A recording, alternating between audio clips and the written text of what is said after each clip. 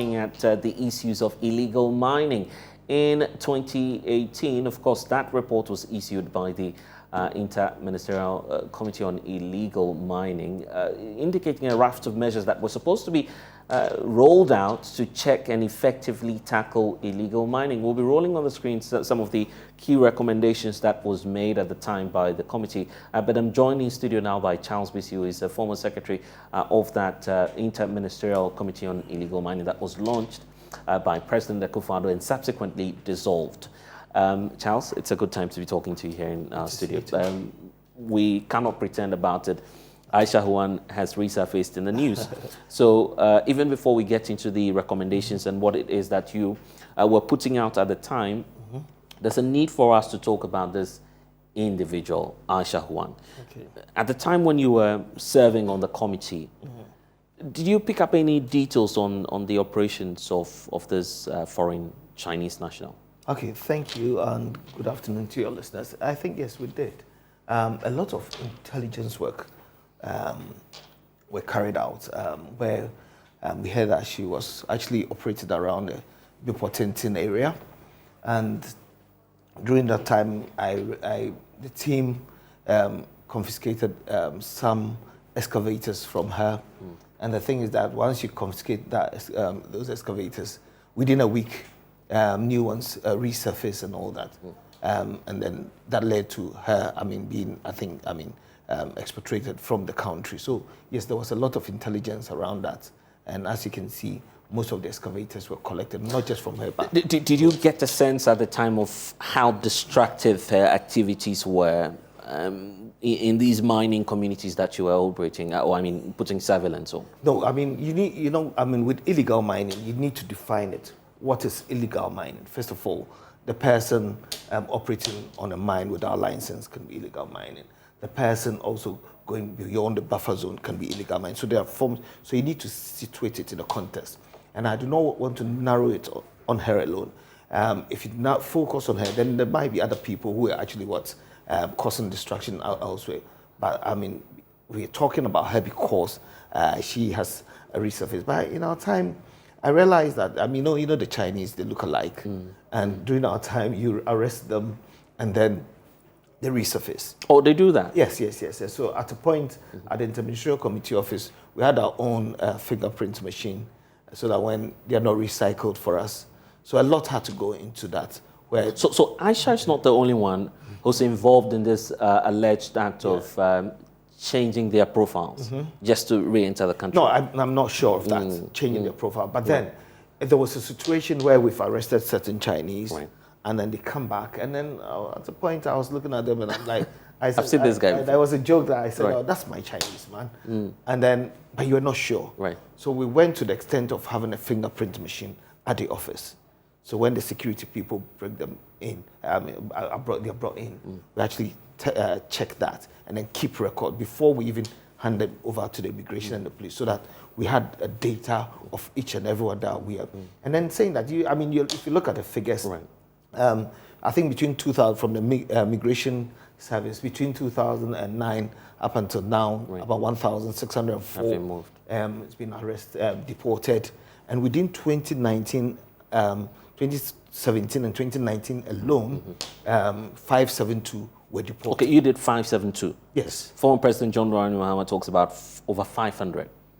I'm not sure. During his time, though. No, but the figures that I am quoting, they're saying that from 2009 up until now, 1,600. And then so within 2017 and 2019, 35%. So how many years was President Mahama in office? So what recommendations did you give at the time in terms of dealing with the likes of Aisha Huang and these foreign nationals, the Chinese, particularly who you say normally look alike? So it appears that issue of someone doing re-entry may appear. What recommendations did you give at the time at the Secretariat? You need to look at it, how the Inter-Ministerial Committee came about. Right. It was an amalgamation, or let's put together a committee, an ad hoc committee of 10 ministries, cabinet ministers. Interior, Defense, Information, Chieftain. So at every point in time, each ministry has something to do. Okay, so It traveled to the point where the chieftaincy minister kept going around Kofi Jamesi across the whole country. It got to, with the local government minister and all that. Operation Vanguard was being run by the Interior Ministry and Defense Ministry. So every ministry had something to do. Now, so deportation of foreigners falls under the ambit of the Interior Ministry. That's why I've quoted those figures. So the Interministerial Committee was such that at every point in time when the problem comes before us, we look at which ministry is responsible for that, and then we actually, work with them to make sure that we've actually solved the problem. That's how come there was a spike in the deportation, and it's not just a spike. Okay. When the ban came in, I had a meeting with the immigration, the controller, yeah. and the team, and there was also a report that even voluntarily, most of the foreigners, especially Chinese, left the country. When you were cracking down on them? Yes. In the early 2018, 2019? Yes, and thanks to the journalists, we had the coalition of media against Galamsey, and all the Ken Ashigbe, the president of GJA. They were all part of it, you see. And so at that time, the noise that we made and the seriousness with which the president attached to it made it so not lucrative for them. So they actually voluntarily left. And I'm grateful that you're using that word seriousness, because in 2021, fast forward, the president made that decision to dissolve the Inter-Ministerial Committee on Illegal Mining. The belief was we lost a fine opportunity at tackling the dissolution of the committee. Was it announced? That's why I want to get your thoughts on it, because we've heard, for instance, from the deputy minister in charge of lands and natural resources, George Merikuduka, for instance, talk about the fact that all of you who were serving on that committee had failed the president, a reason for which we're seeing what we're seeing now. Sources are saying the committee was dissolved. Charles Bissue, what do you know about the status of the Inter-Ministerial Committee on Illegal Mining? Okay, I wouldn't want to personalize the issues. Right. And two, everything that is being done is teamwork. Right. Within the wisdom of the president, he formed the Inter-Ministerial Committee. Right. The mandate was such that we were to restructure the artisanal and small-scale mining sector. Now, so if I haven't heard him say that, if you're quoting him, then he's being disingenuous. You mean you haven't heard the president say that the committee was dissolved? No, the president saying that everybody on the committee failed. And no, I'm quoting one of the sector ministers, deputy ministers, indicating that you had failed the president. No, so possibly that could be the reason for which we have the committee dissolved. But the president wouldn't say that, because whoever comes out to say that is being disingenuous and it's an insult to the president and the 10 cabinet ministers, then it means that the president should have sacked all the ministers. You understand? The mandate of the Interministerial Committee was to restructure the artisanal and small-scale mining, and it went through cabinet. And then cabinet approved of it. Professor Frimpong Boateng was made the chairman of the committee. Now, the mandate was such that, as I said, each ministry had something to do at a point. And I've enumerated how foreigners voluntarily left the country. Following that, 572 were deported. So there was some success there, because the small-scale mining sector, per the law, PNDC law 2118, is the preserve of Ghanaians. So trying to drive these foreigners out is actually one area that you're tackling. Now, the restructuring and all that we're doing was to the point where the president said, let's put a ban on it for 2 years. People suffered through that and all that. And then let's put measures, which is the restructuring bit. Now, the restructuring bit. Now, if you're going through it, you would realize that there were vetting of licenses. About 4,000 people were trained at UMAT. And so if you say that they failed, because we had professors from UMAT here and they're coming together, the 2 years, a lot of work was done, and it traveled into the roadmap. The roadmap, that came out, had the community mining, alternative livelihood, the Galam Stop, which was to amalgamate all the related agencies within the mining sector, be it Water Resources Commission, so that if you have to change the course of a water body, you need a permit to do that. The forestry, they protect the forestry, but sometimes if you have to cut down the tree, you need a salvage permit. So every ministry related or agency related to mining was actually put together in that software so that when the application processes start, where it has to be stay at the Minerals Commission, I think 6 months, and the ministers for 3 months. Sometimes it took about 5 years. That is why we had illegal mining prevailing. So once the application process is so transparent and all that, then people can... So it's not the case that you failed? No, so I mean, it's not for me to judge. I'm going to enumerate it because after the Interministerial Committee has done its work, it's an ad hoc committee. And I believe that the president can even decide that he calls it back. Right. You understand? Because and that's why I'm interested, first of all, in the status and your performance. Was it ever dissolved? I mean, what's the status of the Interministerial Committee? I heard it's announced a cabinet. Right. So if there was going to be a dissolution, it has to come from cabinet. Okay. On the way forward. And the operative word is ad hoc. Ad hoc means that it is there temporarily to deal with things. You understand? So and I'm saying that the president can come back and say, tomorrow, I want the Interministerial Committee to carry out ABC. For example, the Interministerial Committee came about because there was crisis. The enormity of the problem, and so previous governments were not able to deal with it.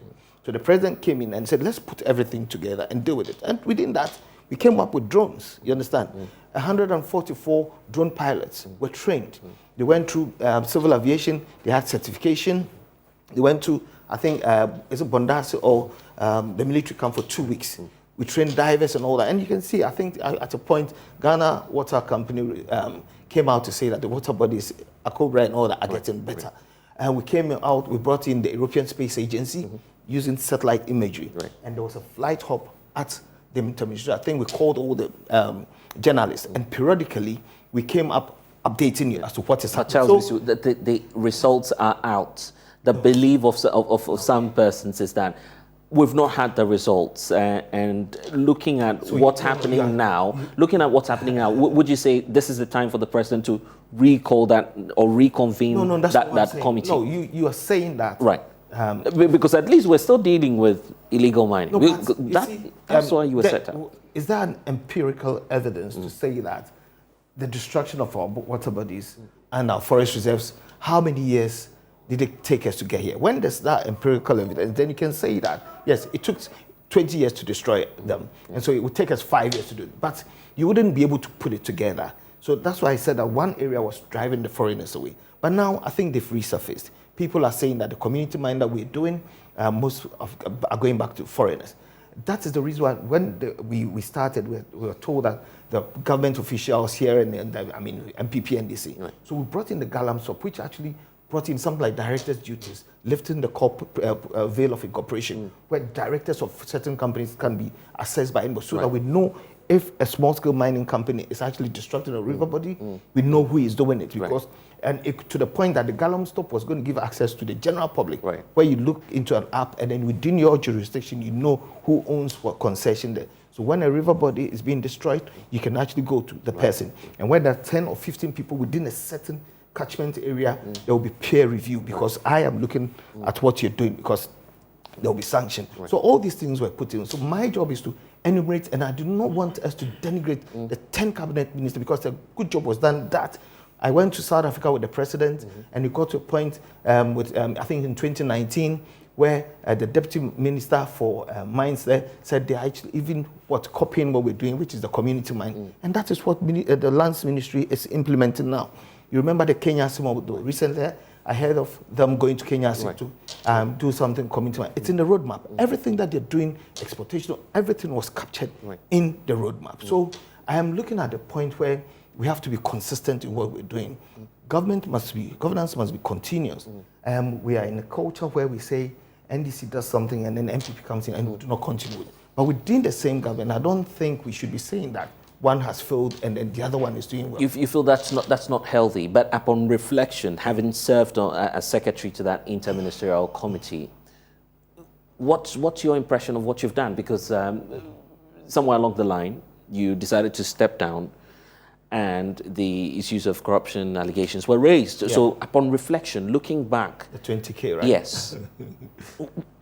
What do you personally feel about your service, your tour of duty? You see, for me, being the secretary of the Interministerial Committee, I mean, I kept saying, I've said it severally, that if I should have the opportunity to do the job again, I'll do the same things that I did.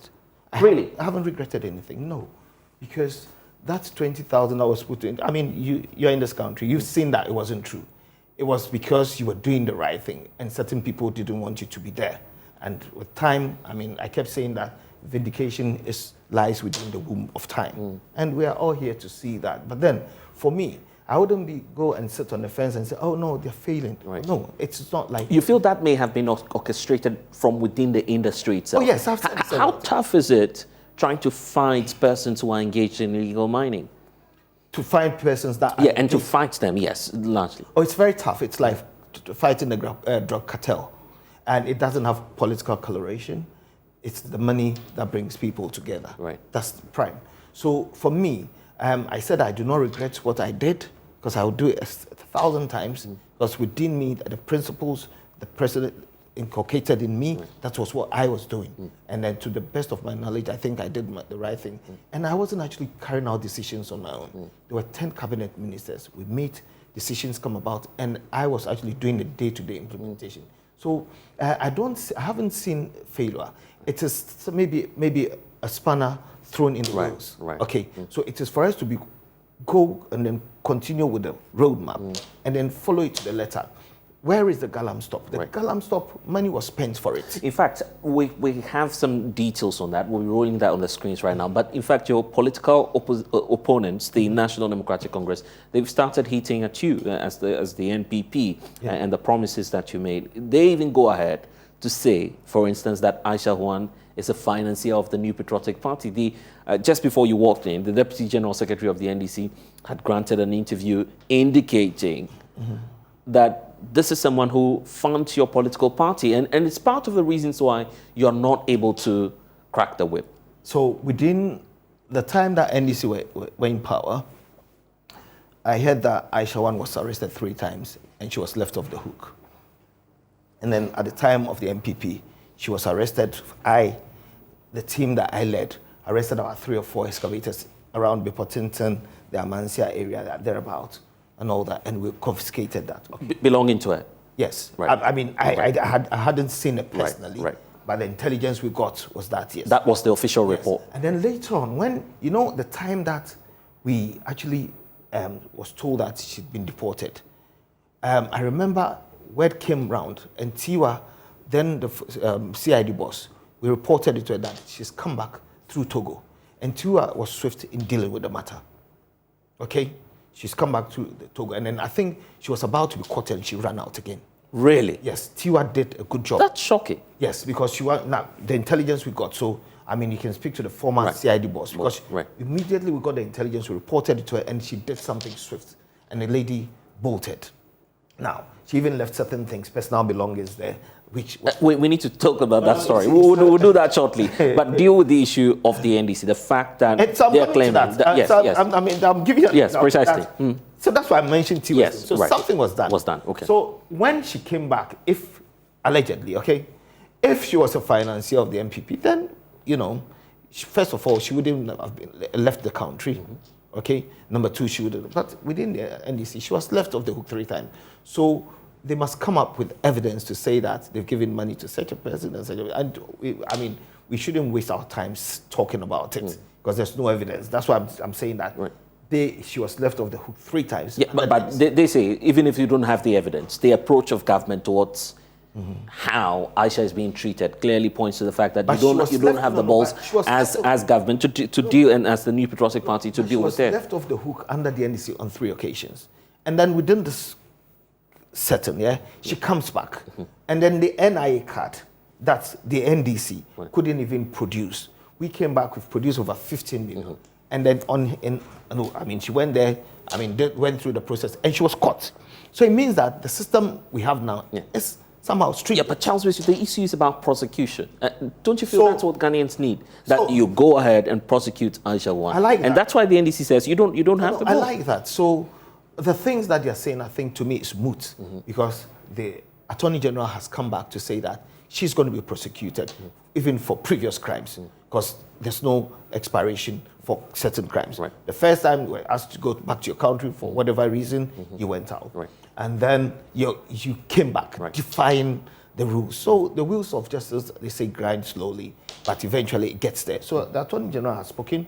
So whatever the NDC is saying now is moot. So she's not a bankroller for the NPP? No, I have no evidence of that. If we are going by what the NDC is saying, then she might be a bankroller. There are claims that some of but there are claims that some of your political party members and bigwigs engage in small-scale mining, knowing how powerful she is. So the claim may be that she's working in tandem with some of these people, and through that, you may have funding for your political party. Listen, somebody can sit out there and say you indulge in small-scale mining or illegal mining. Anybody can make an allegation. But in my preamble, I said that that area is like a drug cartel. It doesn't have political colors. It is the money that brings people together. So it can be a pastor, whoever, a chief being involved. The only problem is to being transparent, which we brought the Galam stop, and even to the point, you remember when after the vetting, the interministerial committee was publishing those with license and those whose license were pending and all that. Why did we stop doing that? Because once you publish in the dailies and everything, then within me, we are here, this district, I know that there are 5 mining companies here. If anybody goes outside of it, with the trackers, I remember recently the Elembele case. Why should we get to that point? We put trucks. The government spent money. We bought trackers for excavators, and we had a flight hub where, at the point when somebody goes beyond a geofence area, we call the geofence.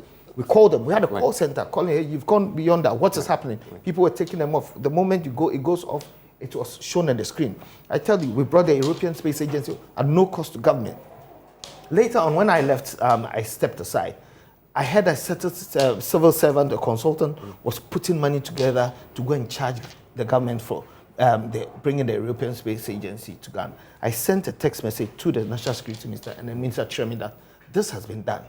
And so you see, if they say Charles Bissue went for 20,000, I could have made money because somebody came all the way from Switzerland, trained Forestry Ministry, Minerals Commission, all the agencies that are related as to using satellite imagery, and that was linked to the flight hub there. So you just sit there, and that is why some of the river bodies were getting better.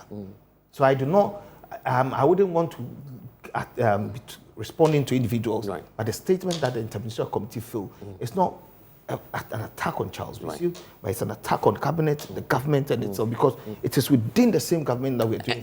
And that Aisha never has funded the NPP. I've never seen that, no, I can't.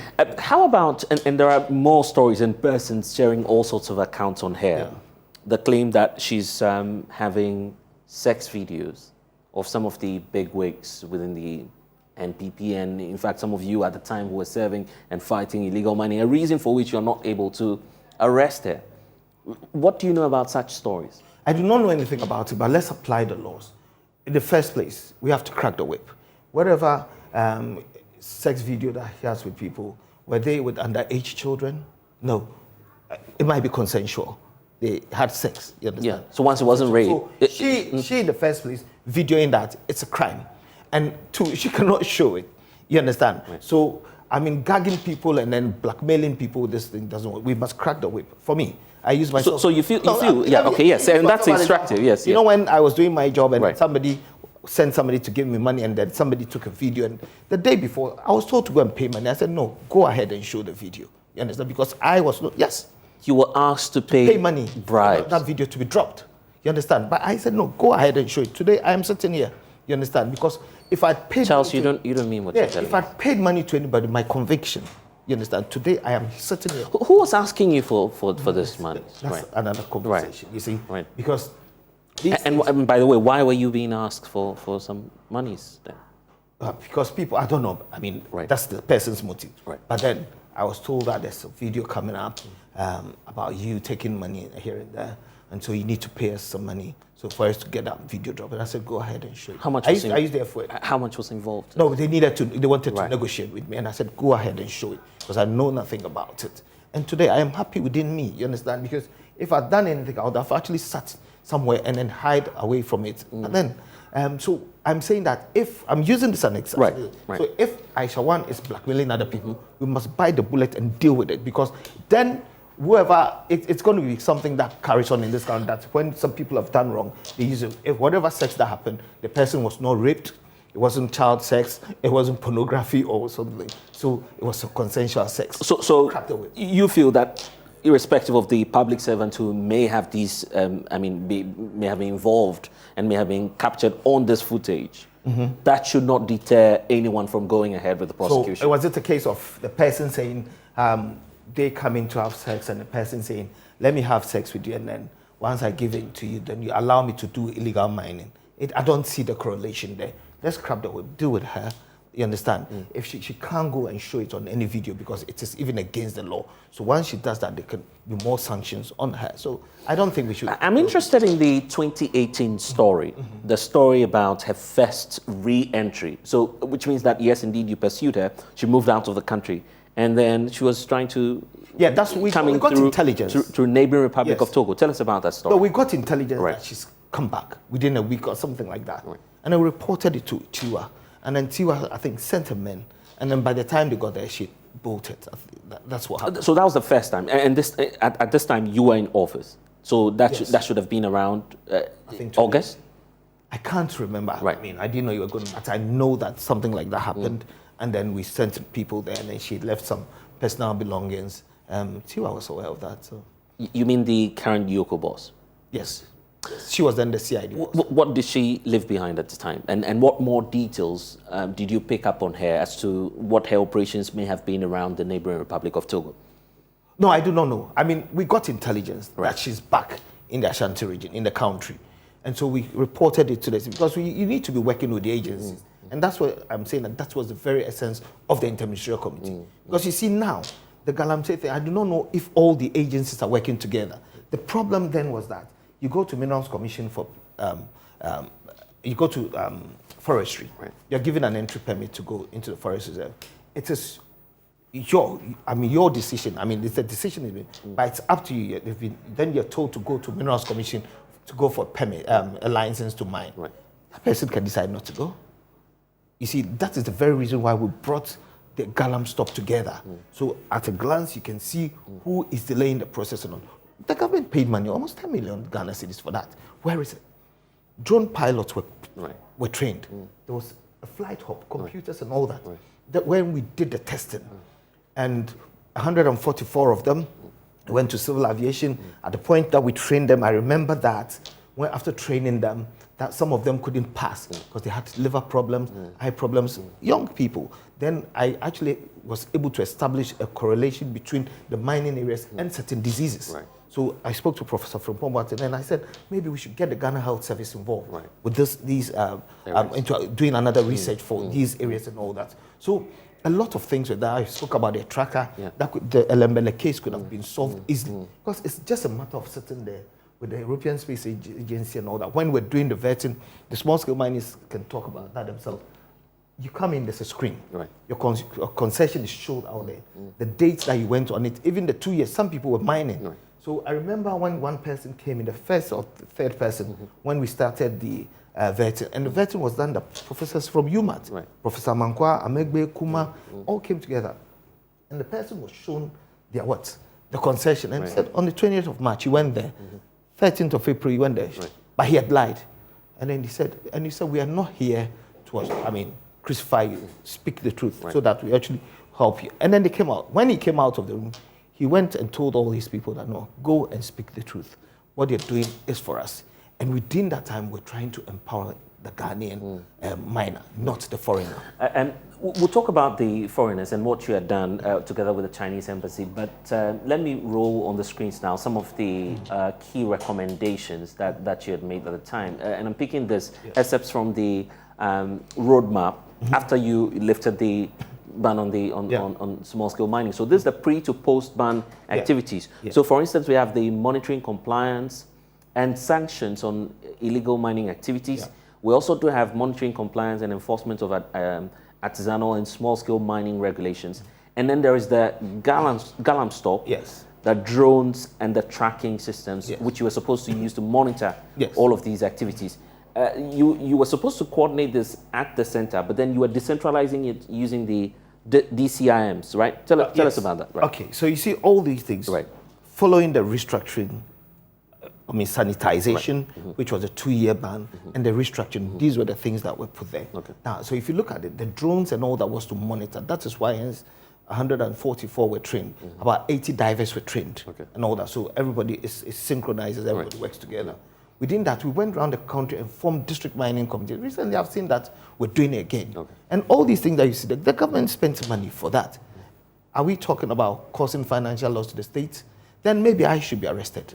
And the 10 ministers should be arrested. Because the monies that were spent on it, was it not fit for purpose? We should have explained that.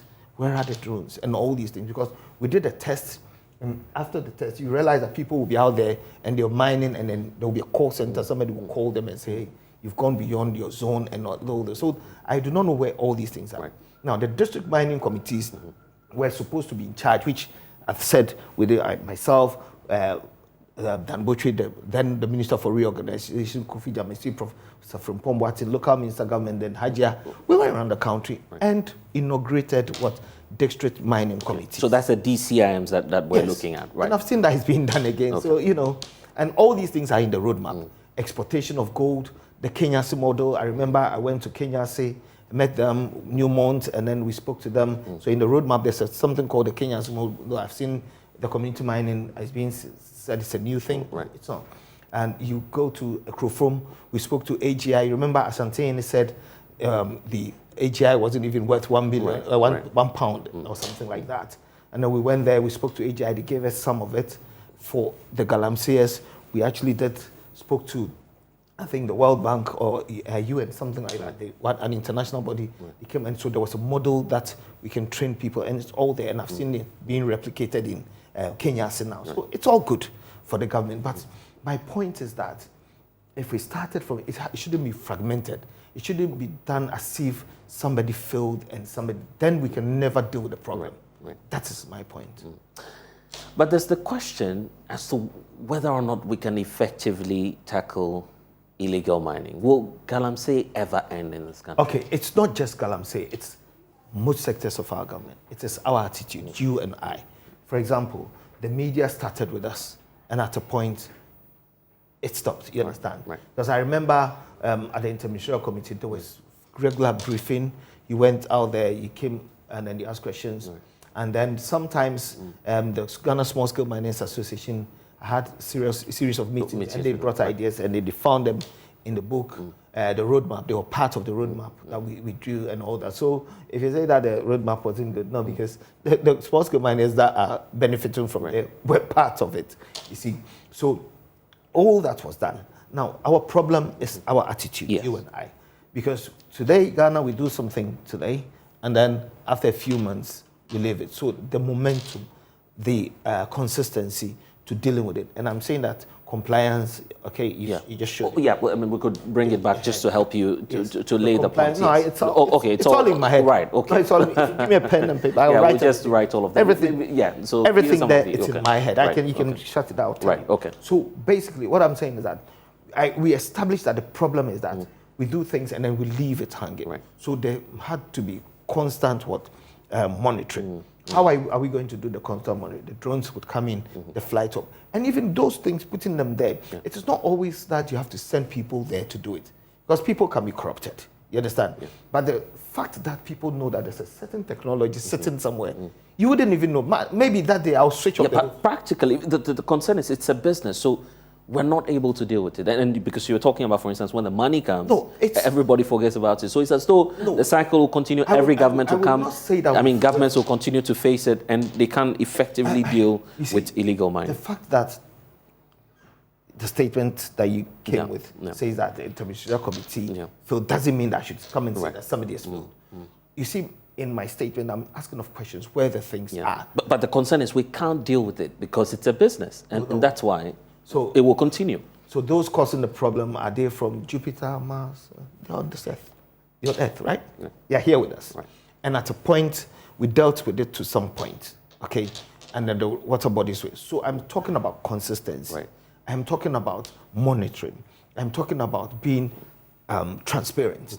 Because if we publish the number of mining companies every 3 months to 6 months, the status of them, that 10 of them are in this district.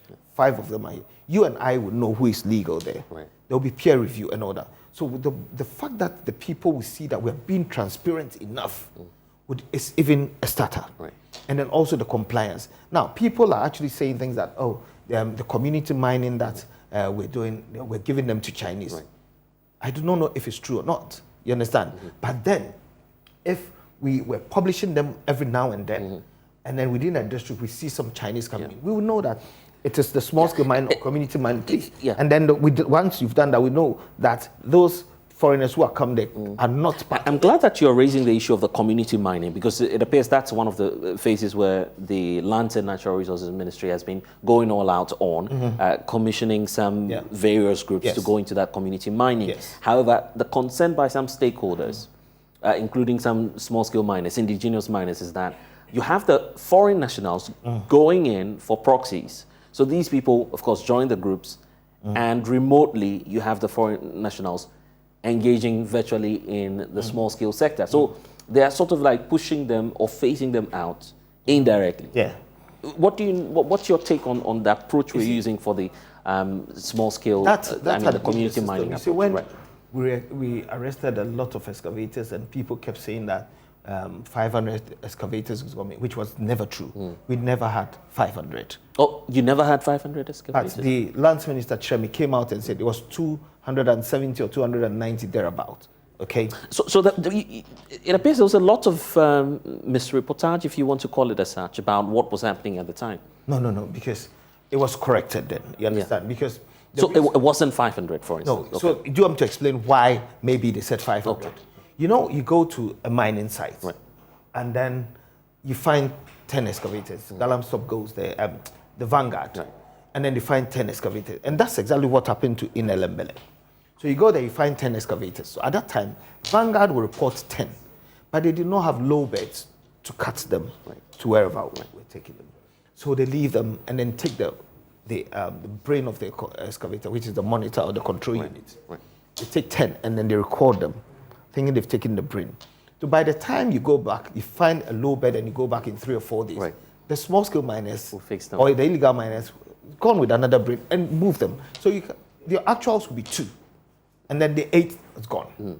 But the reconciliation wasn't done well.